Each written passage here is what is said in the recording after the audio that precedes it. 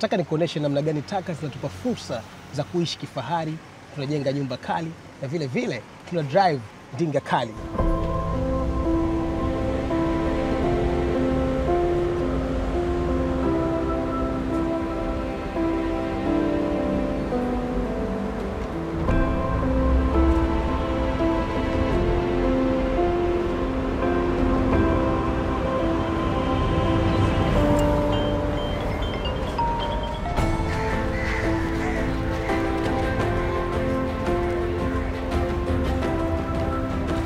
Messi, mambo vipi?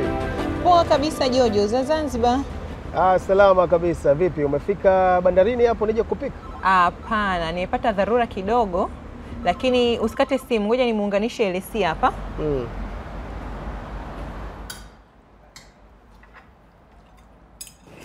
Elesia, habari? Safi, vipi wewe? Poa poa, nimekuunganisha conference call na Jojo hapa. Kutokana na sababu zilizo nje ya uwezo wangu, sitaweza kufanya kijana leo.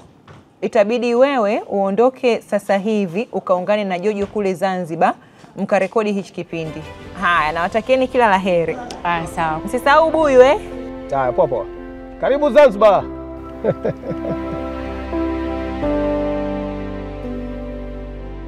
Mambo vipi mtazamaji wa Azam TV? Karibu sana katika kipindi cha Kijana Leo, kipindi ambacho unapata nafasi ya kuona vijana wenzako sehemu mbalimbali za nchi hii. Lakini sio tu kuona, bali kuona namna gani ambavyo wanatatua changamoto katika sehemu waliopo. Wanakuja na ubunifu gani? Na leo sitakuwa peke yangu, bali nitakuwa na mtangazaji mwenzangu, mshikaji wangu wa kitambo. Habibi, welcome to Zanzibar. Asante sana, lakini mwenzako mimi naitwa Bi Aisha. Ala, Bi Aisha.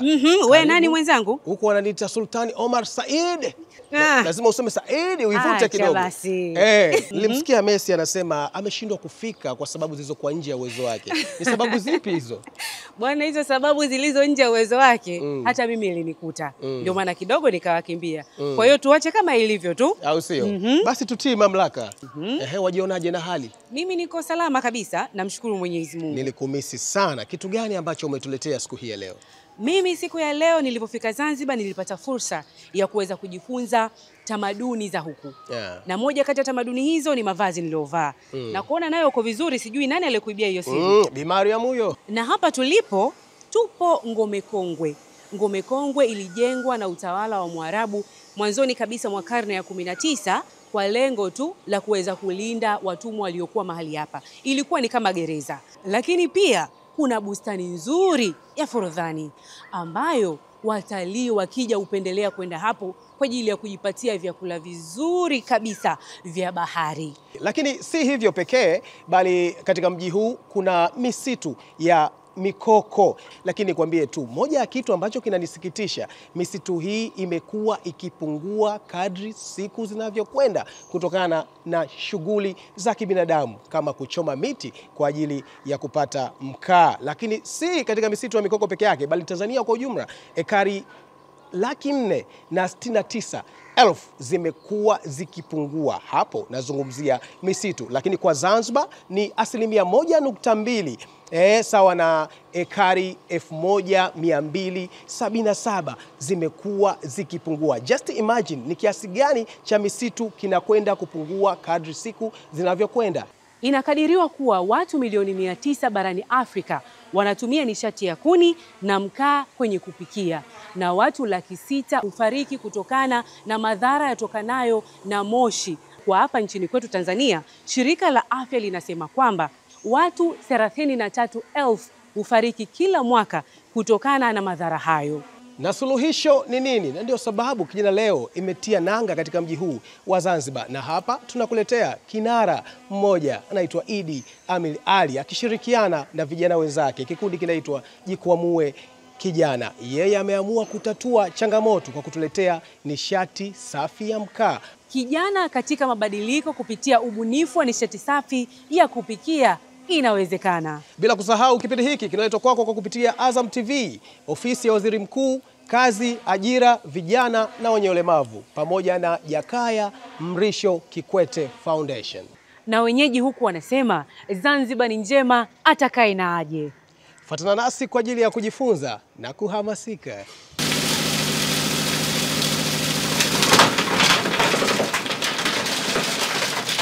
Jikwamue Kijana ni kikundi kilichoanzishwa toka 2016 na kikundi hiki kilikuwa kinajishughulisha shughuli yake kuu ni swala zima la usafi la kuokota taka majumbani, mpaka baadaye ikaja ikatoka fursa kutoka manispaa vinatakiwa vikundi sasa kuingia katika ushindani ya kuweza kuzipa thamani takataka na kwa bidhaa.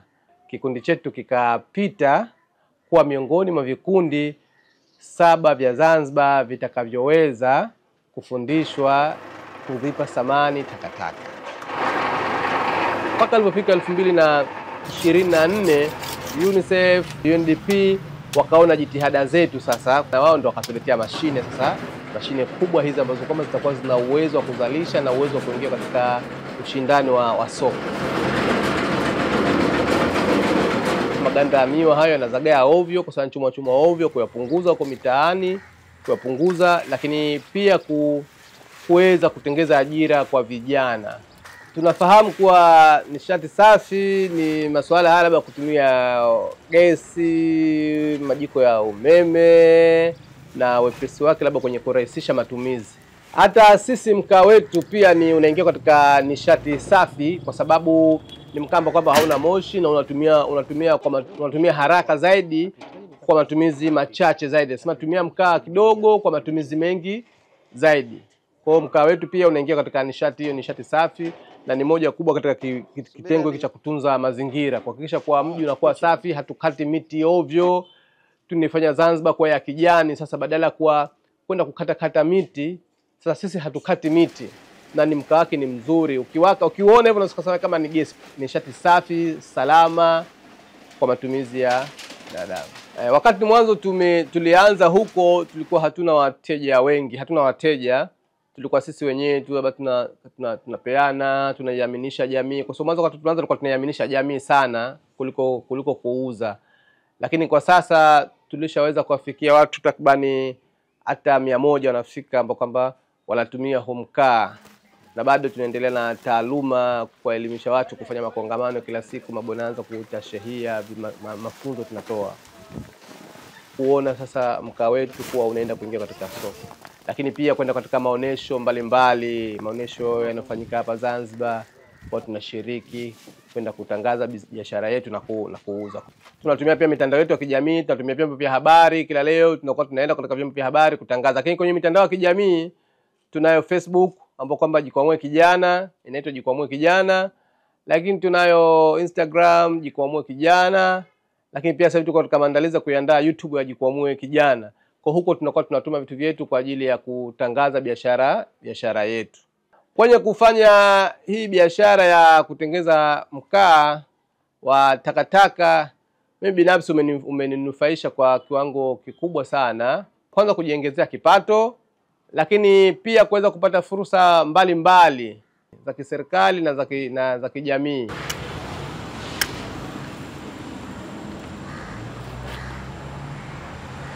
Bila mkaa biriani ya hivi, bila mkaa urojo au hivi. Lakini vipi kuhusu mkate wa kupaka? Ndio pia hauwezi kuiva bila mkaa. Lakini ni mkaa upi ambao unauzungumzia hapa? Ni mkaa safi, mkaa unaotokana na mabaki ya maganda ya miwa, kutokea katika kikundi cha Jikwamue Kijana kutokea hapa Zanzibar. Katika karakana hii wewe unaweza kuona dampo, lakini sisi tunasema hiki ni kiwanda cha kutupa mali, na waliopo nyuma yangu ni Jikwamue Kijana na Seleman. Huku kwetu tunamuita Sele, yeye ndiye ambaye atatuambia hatua moja mpaka nyingine ya kupata mkaa safi. Sele, mambo vipi? Mambo poa, isho vipi? Safi Naona harakati zinaendelea. Tuanzaje hapa? Hapa bwana. Labda kwanza kwa kujitambulisha. Naitwa Suleiman Mbaru kwa saa. Katibu wa kikundi cha Jikwamue Kijana. Ndio. Harakati yetu sana hapa inakuwa ni kutengeza mkaa mbadala ama mkaa wa takataka. Tayari. Ndio. Hatua ya mkaa huu tunakushanya baadhi ya takataka, kwa sababu sio taka zote ambazo kwamba tunajua.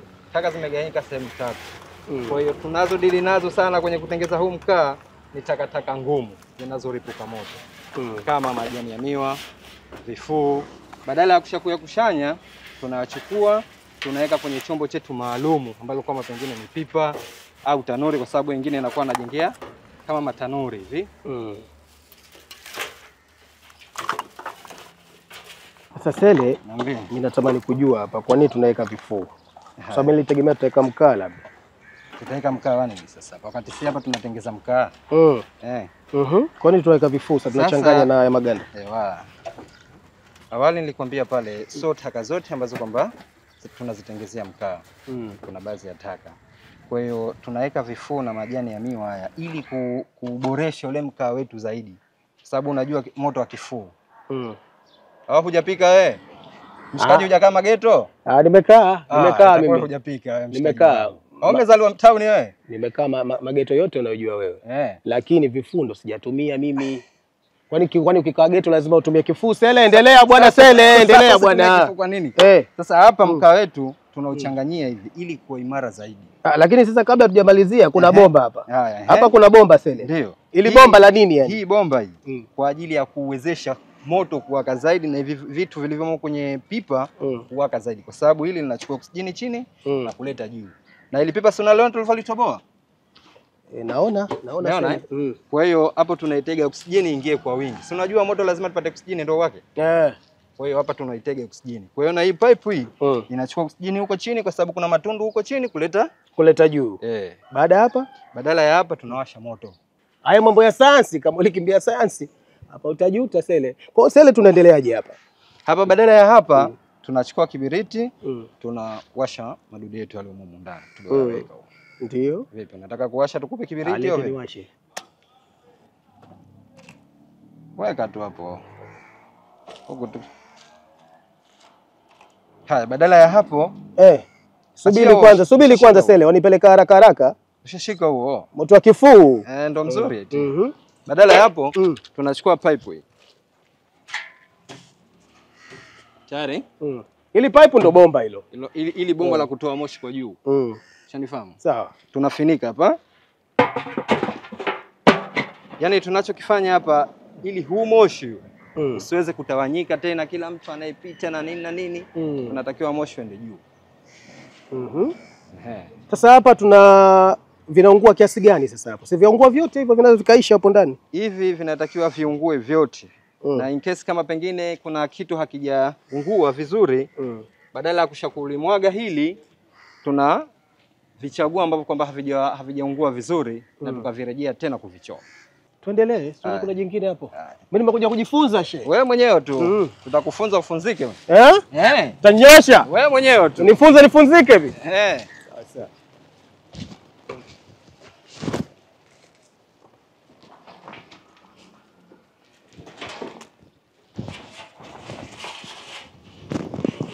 Kwa kidogo lazima uyakunje ili apate nini? Yaendane na pipa. Mduara. Mambo ya mduara haya. Hapa tunaweza tukashindilia. Lazima ushindilie kidogo. Shindili.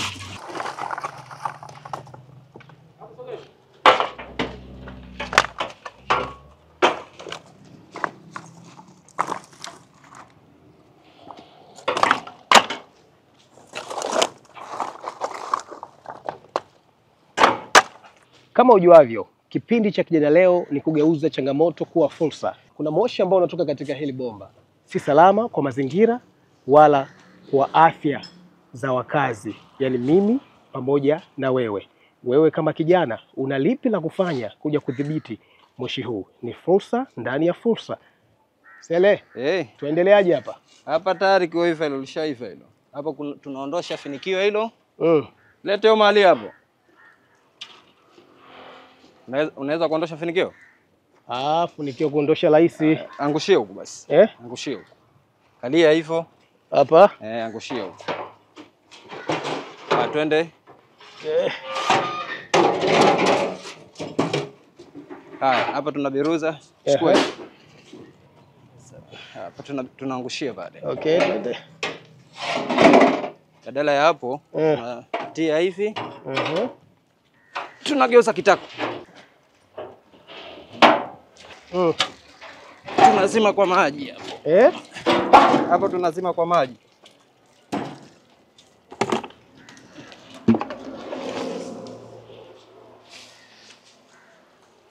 Kwa hiyo Sele, hapo unaweka gani? Tumepata tunachokitaka hapo. Hapo kipa tunachokitaka.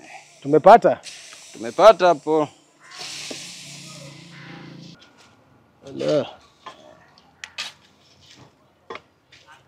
Kwa kifuu hiki kimegoma ati. Weka pembeni hapo. Hicho kiache, hichi chache na nacho. Toe hicho huko tu. Hicho tukikipeleka kwenye mashine huko utaenda kuiona.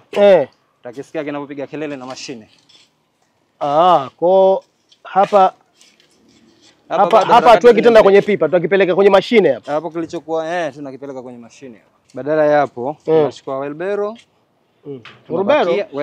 Wheelbarrow ndo nini? Bero. Hiyo hapo. Hiyo mnaita toroli. Toroli. Wewe wasema kizungu. Kizungu gani? Ndio hicho kizungu cha nani? Kwa hiyo badala hapo tunapakia huko. Hapa kia basi. Okay.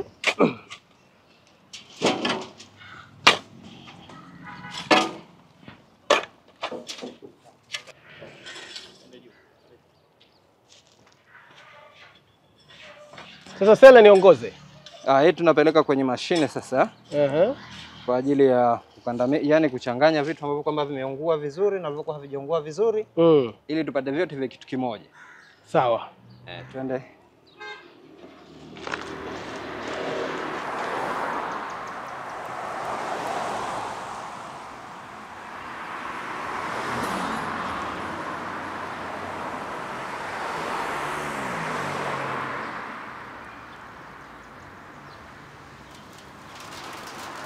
Baada ya hatua ya awali ya kuchoma mabaki ya maganda ya miwa pamoja na vifuu vya nazi, sasa hivi tuko hatua ya pili ndani ya karakana hii ya Jikwamue Vijana. Lengo ni kuweza kuona namna gani tunapata mkaa ulio safi kwa ajili ya afya zetu, hatua kwa hatua. Lakini nikukumbushe tu, hatua ya awali kabisa tuliweza kuona moshi, lakini baada ya mkaa huu kutengenezwa hautaona moshi hata kidogo. Nikiwa na Selemani Sele. Hatua za uchomaji kule nafikiria tumeziona vizuri. Kwa hiyo badala ya kuchoma kule tumepata vumbi kama hili hapa. Kwa hiyo vumbi hili tunaleta kwenye mashine yetu hii ya kusagia.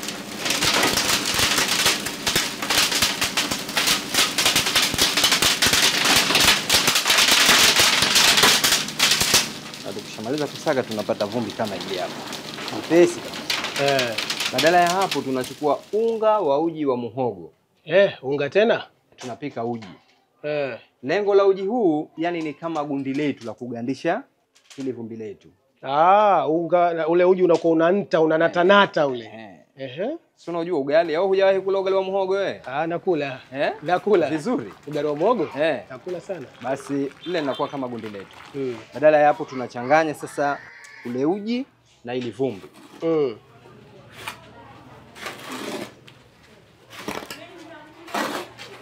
Umenifahamu? Ndio. Tukishapata hicho kitu kishachochanganyishika hapa, tunalileta kwenye mashine yetu hii hapa. Baada ya kuchanganya sasa uji wa muhogo na vumbi. Maana umekuwa lojo. Tunaleta kwenye mashine zetu hii. Hii mashine kwa ajili ya kutolea shepu hii hapa.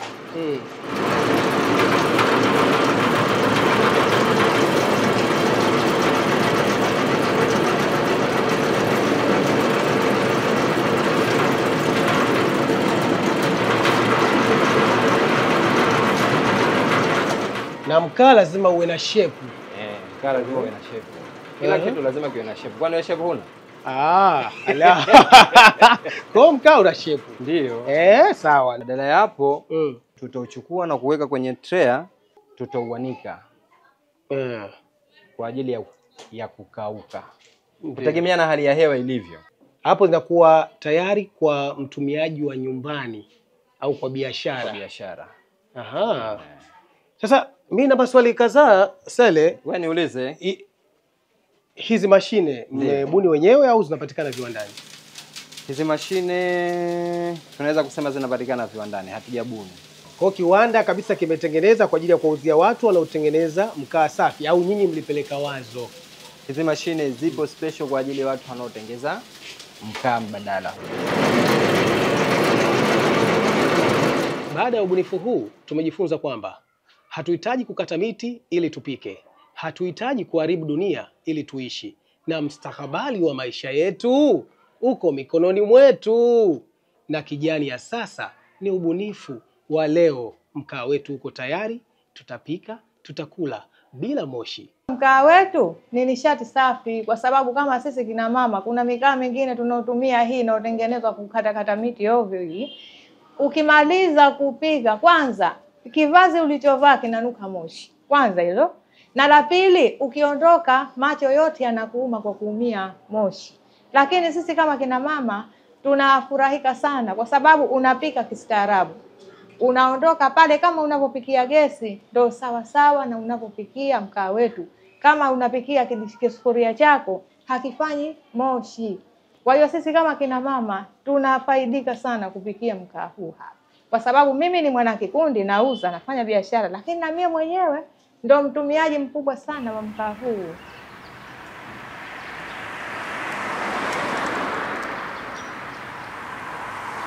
Kama ilivyo kawaida yetu sisi kijana leo, tunapenda kufanya mambo kwa ushahidi. Kwa hiyo niko mtaani, nimeamua kwenda kumtembelea Bi Mwandari.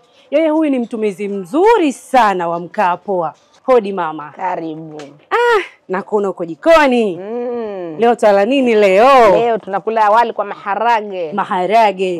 Ile la jeshi. Ni la jeshi ile. Sasa mimi nikusaidie basi tuchambue maharage. Huku tuweze kuongelea mkaa wetu. Ndio. Kigoda hiki masuala ya pwani haya. Sabi Mwandari. Hebu jitambulishe vizuri kwanza. Watu waweze kufahamu. Unaitwa nani? Mimi kwa jina naitwa Bi Mwandari Hamisi, maarufu Naibu Sheha. Tofauti kati ya mkaa huu na mikaa mingine upoje haswa? Huu mkaa huu ni mzuri sana kwa sababu nishakoleza hapo, nimeteleka sufuria yangu, nimepika, chakula kimeshamaliza. Sasa naepua kile chakula, yani kishawiva, nachukua sufuria nyingine, natia huo mkaa. Nikishatoa mkaa nachukua mfuniko, nafunika ili uzimike.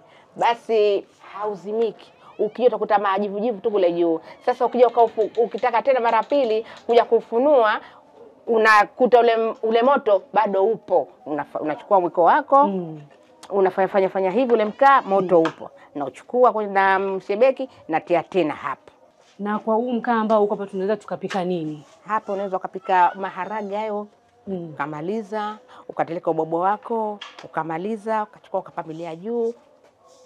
Bi Mwandari. Ndio. Mkaa huu ambao huo unauona huo. Mimi nimeshazoea tayari kwamba maharage tunaongeza mkaa mara 2 mara 3. Mimi siongezi mkaa. Tunaivisha maharage. Na wali. Na unabaki. Kwa hiyo ukimaliza kupika hapa hamna chozi. Hakuna cheche hakuna kwenye ngozi. Hakuna yani hata moshi hamna. Tunapikia sufuria hautoe masinzi, unaweka sufuria yako, unatoa safi na unapikia ubwabwa basi kwa nazi. Unapika vizuri sana, unaiva vizuri, yani hauchemka kama leo ule mkaa mwingine pesi. Huu una kidogo.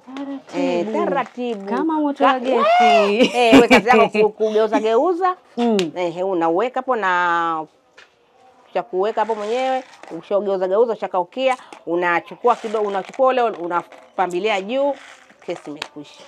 Kwa kweli naona sufuria yetu sisi hapa inang'aa, haina sioni masizi yoyote yale. Hamna masinzi. Una wito gani sasa kwa wamama wengine huku mtaani ambao hawajui hivi vitu wanavikosa? Mimi ninawaambia wakitaka mkaa mzuri waje wanunue mkaa huo hapa.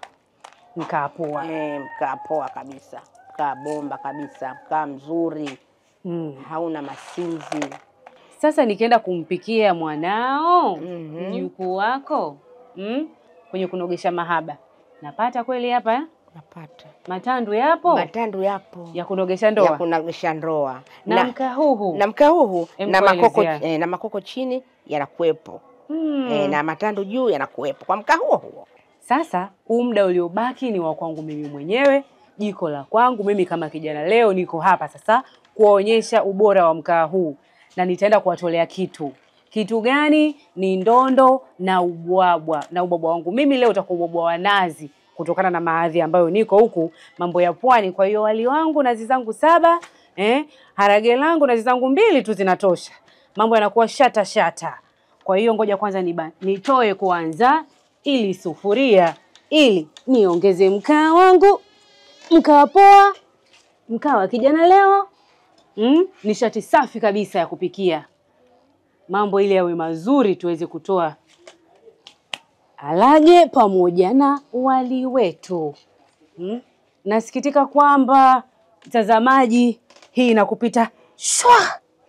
Tutakaofaidi ni sisi tu.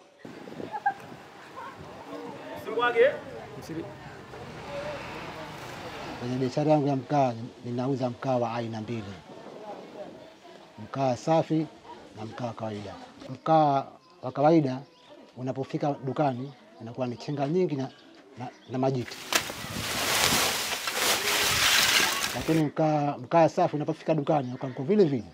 Mkaa wa kawaida mpaka unafika dukani na nifika kwa shilingi 52,000. Mkaa safi mpaka unafika dukani unafika kwa shilingi 22,000. Mkaa safi unanipa faida zaidi ukilinganisha na mkaa wa kawaida. Hapa ninapouza wateja wanaonunua mkaa safi wananiambia mkaa ni mzuri, lakini bado watu hawajauzoea tu. Lakini wakiuzoea mkaa mzuri sana. Mimi ninachoambia wafanya biashara wenzangu, mkaa wa kawaida una vumbi, lakini mkaa safi hauna vumbi. Kwa hiyo wazingatie afya zao kwa kuuza mkaa safi. Jamii iachane na mkaa wa kawaida kwa kuhifadhi mazingira. Mimi binafsi natumia mkaa safi. Hata mke wangu anausifia mkaa safi kuwa ni mzuri.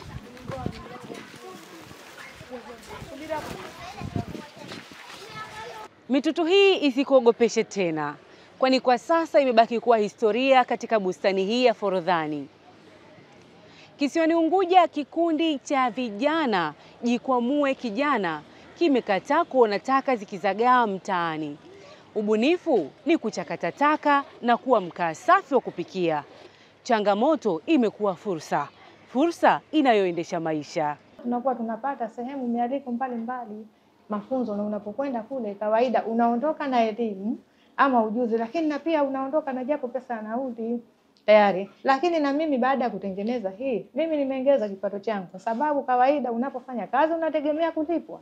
Kwa hiyo sisi kwa kila mwisho wa mwezi hapa inakuwa tunacho kipato ambacho tunapatiwa. Mimi kama kijana hapo awali vijana waliniona ni mtu ambaye ni wa kawaida tu, unakuja narudi.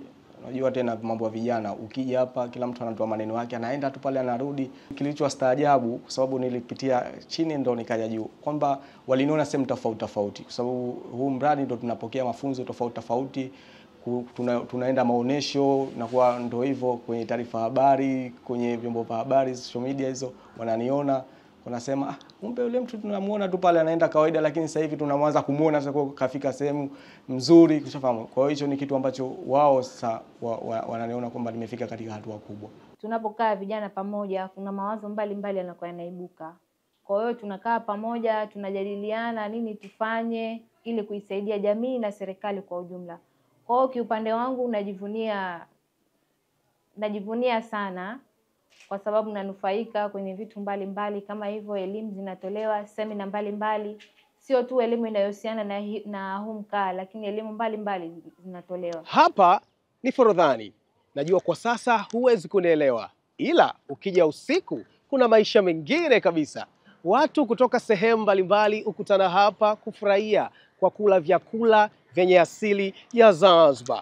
Pamoja na hayo, ubunifu wa nishati safi unaotokana na mabaki ya maganda ya miwa umetoa fursa mbalimbali. Malighafi kwa mataka ya maganda ya miwa inakuwa tuna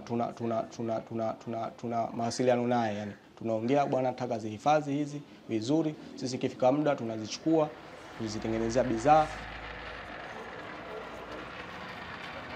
Kazi yangu mimi ninayofanya ni kazi ya juisi ya miwa. Miwa ndio kama unavyoiona, mashine ndio kama hii hapa. Hichi ndio kituo changu kikuu cha kufanya biashara yangu ya juisi ya miwa. Hapo awali nilikuwa nikitupa tu, yani nilikuwa taka zangu zilikuwa hazina kituo. Yani nilikuwa nikisambaza tu, nilikuwa ni taka kama taka. Lakini sasa hivi kama ni miaka miwili sasa tunahifadhi kwa ajili ya matumizi ya mkaa. Hizi sasa sio taka tena, yani ni kama ni mali sasa hivi, yani ni taka mali.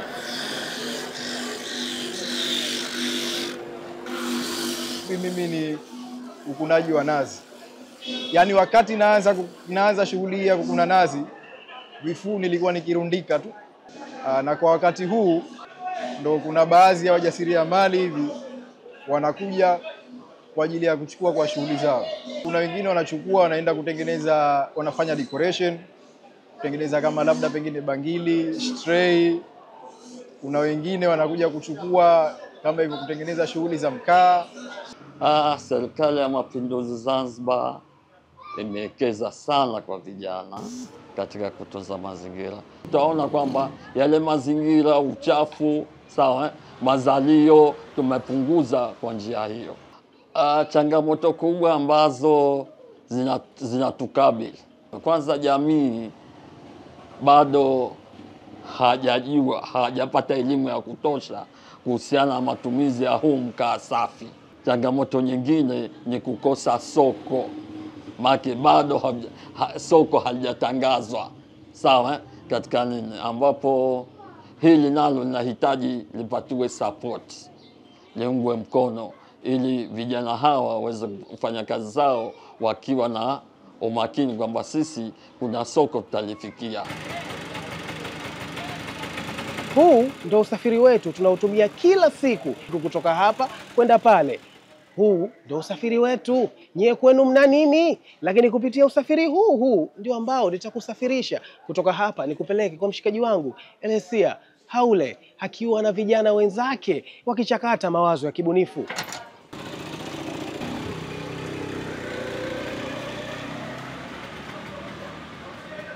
Takwimu inaonyesha kwamba zaidi ya 85% ya familia za Tanzania wanatumia nishati ya kuni pamoja na mkaa kwenye kupikia, na hii inapelekea kwenye uharibifu wa kukata miti, hali ambayo inasababisha mabadiliko ya tabia nchi. Na hapa tuko na vijana ambao tumekusanyika pamoja, kinara wetu wa siku ya leo akiwa Bwana Idi Ame. Huyu ni kiongozi wa kikundi cha Jikwamue Vijana. Kikundi hiki cha Jikwamue Vijana, wao wanajishughulisha na shughuli za kuchakata taka na kuzipa thamani tena kurudi kwenye mazingira au jamii kutumika. Na moja kati ya bidhaa wanayoitengeneza ni mkaa safi. Ni jitihada gani ambazo mmechukua kuweza kuhakikisha elimu au mkaa huu unawafikia watu wengi zaidi na kupata elimu juu ya mkaa wenu ndani ya kisiwa chenu na hata nje? Sisi kijumla kikundi chetu tuna jitihada kubwa tunazichukua kuhakikisha kuwa huu mkaa tunautangaza na kuwapatia watu elimu. Njia ya kwanza tulianza katika eneo letu tunalokaa Shehia kufanya makongamano, lakini pia kuwagaia wananchi kwenda kutumia ili kuona na kutuletea majibu jinsi gani unaweza ukawa unafanya kazi. Pia tunatumia vyombo vya habari, tunafanya vipindi mbalimbali, lakini pia tuna Facebook kule tunayo, ukienda Jikwamue Kijana unaikuta, Instagram kule unatukuta Jikwamue Kijana, tunajaribu kutuma matangazo yetu. Kwa hiyo tunafanya jitihada kubwa tukishirikiana na viongozi mbalimbali. Au viongozi wote hasa afisa vijana au makatibu baraza la vijana kule tunashirikiana nao kuhakikisha kuwa tunatangaza hii bidhaa iweze kufika mbali. Lakini pia jingine kwenda kwenye maonesho mbalimbali. Maonesho na matamasha pia tunashiriki mbalimbali. Serikali ya Mapinduzi ya Zanzibar inatoa nafasi gani kwa vijana kuweza kujifunza ni namna gani sahihi ya kulinda mazingira? Serikali ya Mapinduzi ya Zanzibar kupitia sisi mabaraza ya vijana, kama mabaraza ya vijana ndani ya wilaya, kwa sababu tunamiliki vijana kupitia wilaya, kupitia shehia tulizonazo, kiukweli imekuwa na jitihada kubwa ya kuwasaidia vijana kwenye kuwawezesha katika mambo tofauti. Mfano, katika kikundi hiki cha Jikwamue Kijana tayari serikali ya wilaya tumeshaweza kuchangia zaidi ya milioni 20 ili kuwawezesha vijana hawa kuweza kufanikisha yale malengo yao. Juzi tukumbuke ulipita Mwenge wa Uhuru hapa, na Mwenge wa Uhuru umeboresha hiki kituo mnavyokiona. Hakikuwa hivyo hapo mwanzoni, lakini kupitia Mwenge wa Uhuru kituo kimeweza kujengwa na kimekuwa kizuri sasa hivi chenye kuvutia, na shughuli zao wamekuwa wakazifanya kwa usanifu. Lakini mwenge huo ukabariki zaidi ya milioni 2 kama kutoa mchango wake kwa vijana. Lakini pia serikali ya wilaya ikashirikiana na wadau, tumeweza kuleta mashine kubwa ambazo zitakuwa zina uwezo wa utengezaji wa sabuni kupitia hizo bidhaa zao, au kupitia taka ambazo imekuwa ndo rasilimali sasa na kutengeza hivyo vifaa vyao. Kwa hiyo kupitia serikali kuu tuseme nayo imekuwa ikatoa hayo mafunzo nao kupitia kwa wadau, na vijana hawa wameendelea kunufaika. Hivyo basi serikali tuseme imetunga mkono kwa asilimia kubwa zaidi. Kijana ambaye yuko hapa Unguja anaangalia pale, yeye alikuwa na wazo lake, hajajua aanzie wapi, anatamani kupata hiyo fursa. Utaratibu wa kupata hizo fursa za kuwezeshwa upoje kwa huku? Sasa kwa wale vijana ambao wapo mitaani lakini wana mawazo lakini wamekuwa wana mgando kwenye kuendeleza, kwanza ni washauri waje wajiunge na baraza la vijana, kwa sababu serikali imewekeza fedha na nguvu kwenye baraza la vijana ili waweze kuwasaidia vijana. Watapokuja kwetu sisi sasa itakuwa ni rahisi wao kuanza kuaminika na serikali. Tunazo sehemu za uwezeshaji na hawa tulionao kinaidi tayari hapa wameshajaza fomu ya mkopo wa 442. Soon nao wanaweza kupokea. Mazingira yetu kwa sasa tunayaonaje? Je, ni salama? Je, ni masafi? Na sisi kama vijana tunawajibika nini kuhakikisha mazingira yetu yako safi na salama? Kijana ana wajibu mkubwa katika kuhakikisha mazingira yanakuwa safi na salama, kwa sababu sisi vijana tunaishi katika mazingira na tunapaswa kuyasafisha mazingira ambayo yanatuzunguka. Kimsingi kabisa tuna wajibu mkubwa kama vijana katika nchi yetu katika swala zima la kutunza mazingira. Naanza kwa kunukuu ya kiongozi wetu, kiongozi mwongoza njia Bwana Abeid Amani Karume alivyosema ya kwamba Zanzibar ni nchi ya visenti. Nini tafasiri ya hii mantiki? Zanzibar ni nchi ya visenti kwa maana ya kwamba Zanzibar mazingira yake kiujumla ni yenye mvuto na kutokana kwamba kutunzwa kwake. Hivyo sasa nasi kama vijana ambao tunaokwa kuwa viongozi wazuri katika hili taifa, kwa hiyo tuna wajibu mkubwa wa kutunza mazingira yetu kwa maslahi mapana taifa letu. Na ndio maana tumekuja na programu nyingi kabisa katika jamii yetu, ikiwemo pamoja na programu ya kuandaa silabi katika mazingira yetu, na hii ina mantiki kubwa katika swala zima la kutunza mazingira yetu. Lakini kama haitoshi pia tushakuja na programu takriban 3 ambazo zinalenga katika swala zima la kuandaa matamasha katika jamii yetu, kuwahamasisha jamii na kuwapatia taaluma ya kinifu kabisa katika swala zima la kutunza mazingira, kwa maana ya kwamba watakaoathirika sio watu baki bali ni sisi wenyewe. Kwa hiyo tuna wajibu kama vijana lakini kama viongozi katika jamii yetu kuhakikisha kwamba mazingira katika jamii yetu yanakuwa salama na salimini. Nikija kwako afisa vijana, kwa namna gani mnahusisha jamii yote iweze kuangalia namna sahihi ya kulinda mazingira? Sisi kama wilaya ama kama serikali tuna wajibu mkubwa katika kuwawezesha vijana kuweza kusimamia swala zima la mazingira. Lakini si kuwa na mradi tu huwataka, ina maana mwisho wa siku wao wanapofanya kazi katika kuzoa taka hizi majumbani, ina maana kila mwezi wao wanapata pesa fulani ama wanakusanya kutoka katika nyumba. Pesa hizi ambazo wanazopata ina maana wao zinawawezesha kuweza kutoka hatua moja ama kuweza wenyewe kama wanataka kufanya biashara yao nyingine wanafanya ili kuwezesha kuamua katika kimaisha. Lakini pia serikali, kwa sababu mradi huu lengo hasa ni kuweza kuhamasisha vijana lakini kuweza kujipatia kipato. Kwa hiyo tunaona kwamba namna gani hawa vijana wanaweza kujiajiri kupitia huu mradi mzima wa usafi ama mradi mzima unaotokana na ishu ya taka. Majumbani kwetu wengi wetu tunatumia nishati ya aina gani? Familia nyingi au jamii yetu sana tunatumia mkaa pamoja na kuni. Hii ni kwa sababu ya upatikanaji wa hizo kuni ni rahisi ukitofautisha na gesi. Ukiangalia bei ya kununua ile gesi ni shilingi 50,000, maybe 50,000 au 58,000. Mkaa na kuni ni rahisi sana. Kwa hiyo mtu ana hiari atumie kuni au atumie mkaa, bei yake ni rahisi. Hata ukiangalia kikundi cha mwenyeji wetu hapa, upatikanaji wake sio rahisi kwa sababu hajapata ni kama empowerment fulani kuinuliwa. Ndio maana haijasambaa sana kwa watu wengi. Hata mimi mwenyewe sikufaidika na huo matumizi ya mkaa wake kwa sababu sikupata hiyo elimu na sikujua inapatikana wapi. Ila kwa sasa nimejifunza na nitatumia hivyo, nitakuwa ambassador mzuri wa jamii zangu. Nini kifanyike ili kuhakikisha kila Mtanzania anatumia nishati iliyo safi? Kwanza jamii iendelee kupewa elimu kwa sababu inaonekana kwamba jamii haina uelewa wa kutosha kuhusiana na matumizi haya ya mkaa mbadala. Lakini la pili, serikali iweze kuweka mkakati maalumu kwa hasa hawa ambao wanaokata miti, kwa sababu wao wanatafuta kipato. Ina maana wapewe taaluma kuhusiana na kuachana na mkaa ule, hata kuja kujifunza kutengeneza mkaa huu mbadala ili mwisho wa siku waweze kuendesha maisha yao. Lakini pia tukija katika swala zima la kuhamasisha kuweza kutumia nishati ya gesi, kwa sababu gesi tumezungumza hapa upatikanaji wake.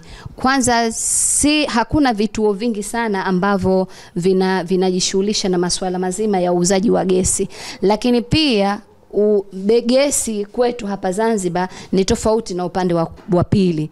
Leo unaweza ukanunua huo mtungi wa gesi shilingi 50,000 60, lakini kisha pia unajaza kwa shilingi ile 50,000 ama shilingi 60,000 sasa hivi unajaza kwa ule mtungi wa size ya kati. Kwa hiyo ione kwamba serikali inaweka mikakati kuwe kuna punguzo maalumu ili watu, hata kile watu ambao wale wenye kipato cha chini basi wao wanaweza kumiliki ama wao wana uwezo wa kuweza kutumia hii gesi ambayo inazalishwa, au wao wana uwezo wa kutumia huu mkaa mbadala. Sawa, mkaa mbadala ni uko kiwango cha chini lakini uelewa. Kwa hiyo namna gani serikali iweze kuweka mikakati kwa jamii ili kuona namna gani tunaondekana na swala zima la kutumia mkaa wa miti.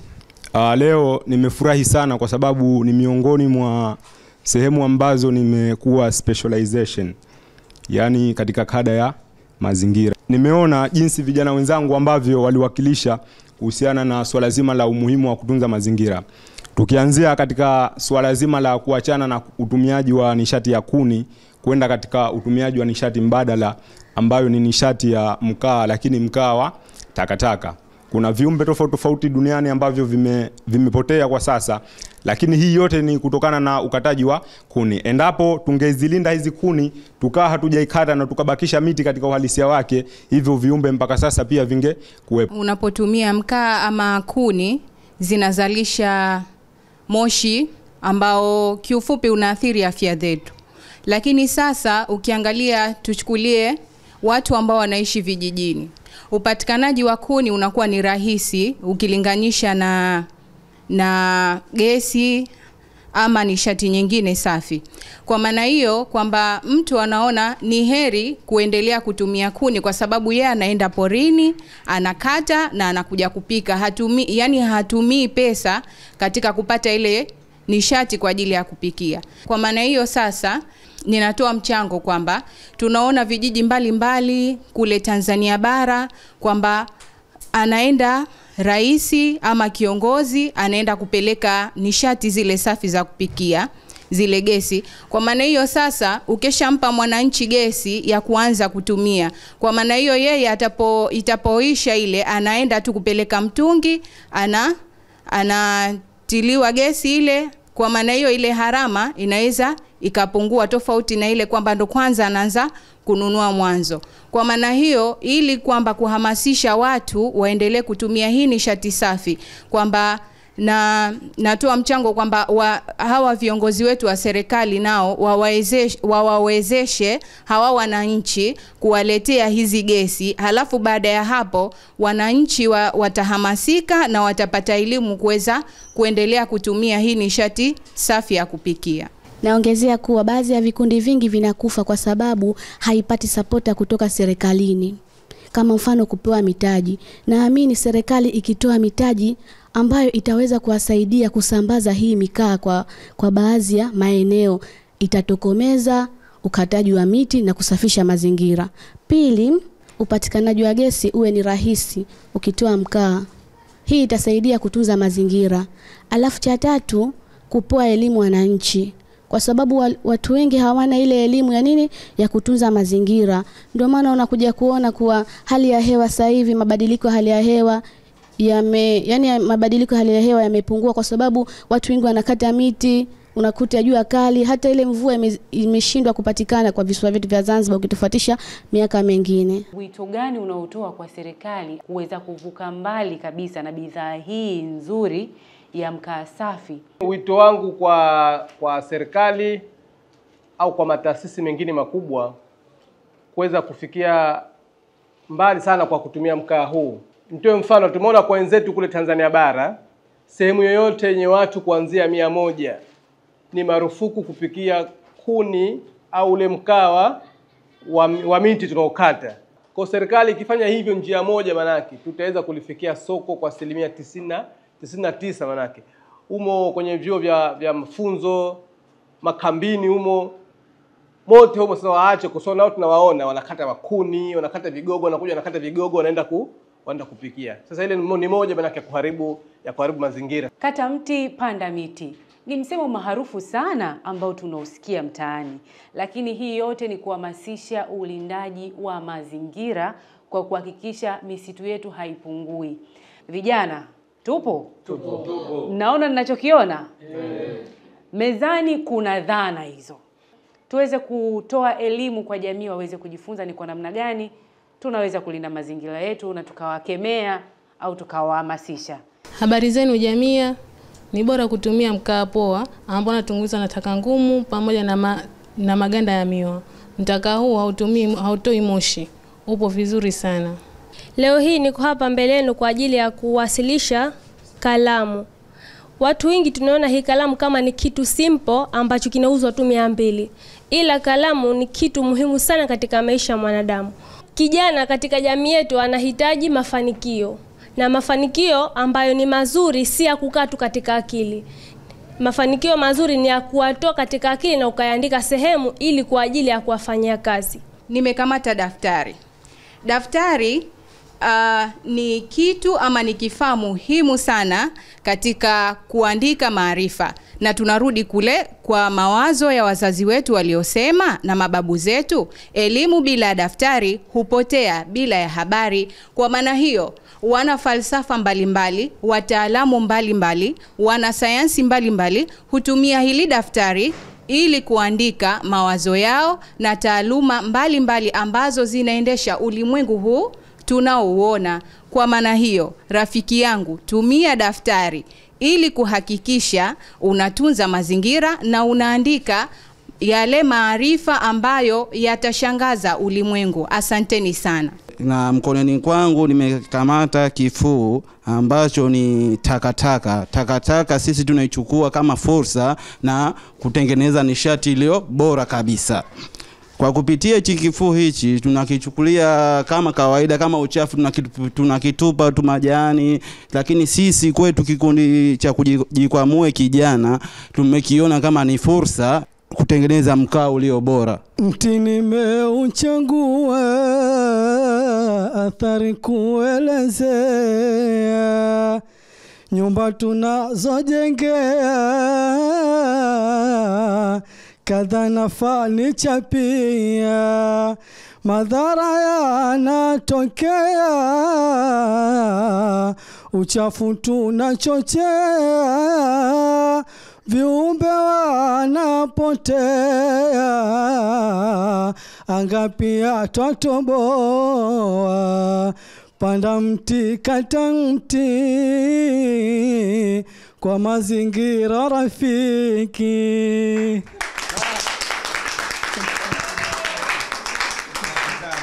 Ule usemi halisi, kata mti panda mti, kwa sasa na iwe basi kuitunza ndio sawa.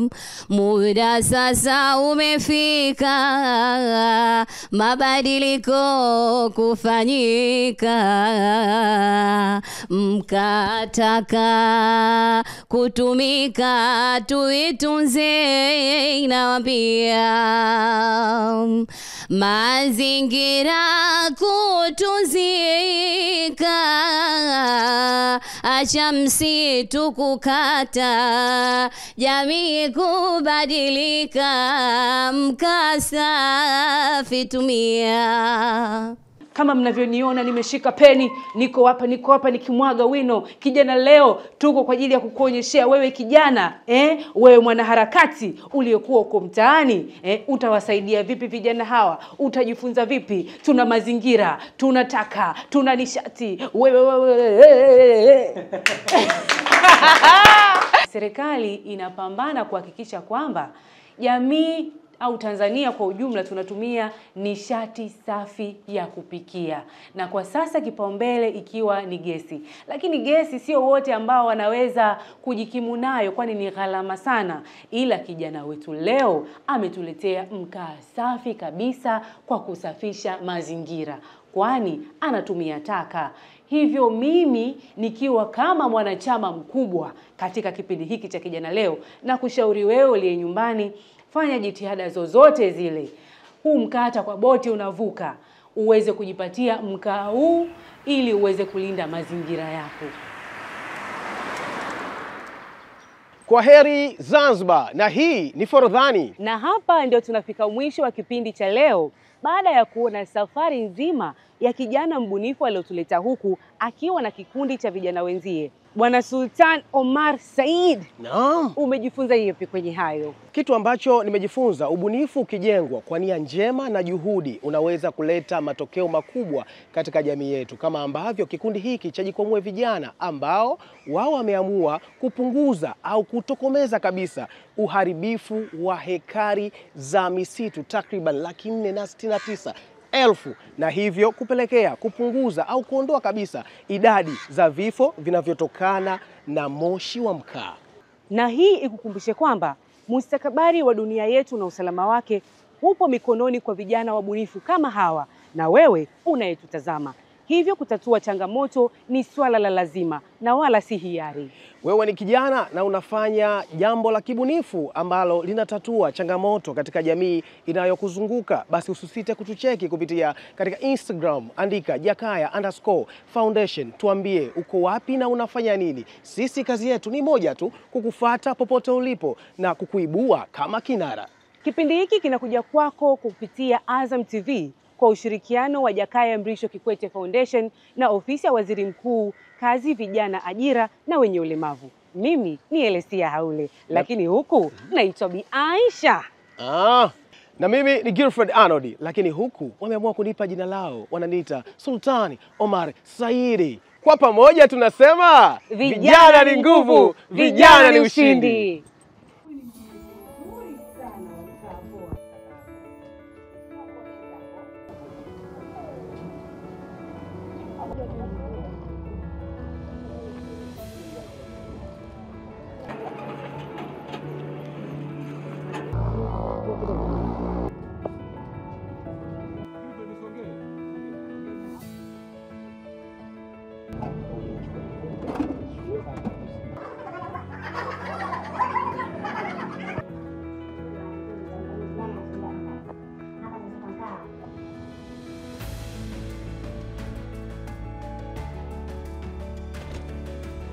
Nataka nikuoneshe namna gani taka zinatupa fursa